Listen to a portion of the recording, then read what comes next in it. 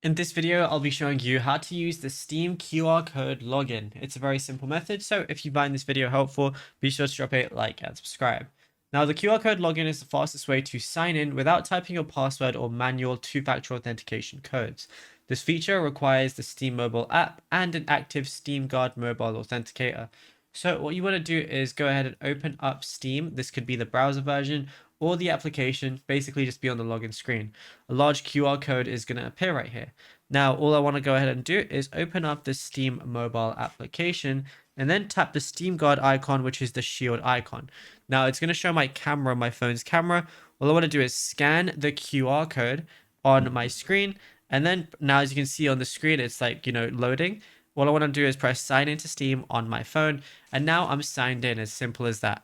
Now, literally, you can just keep doing that. It's the easiest way to log into your Steam account whenever you're logging into a new device or a new browser.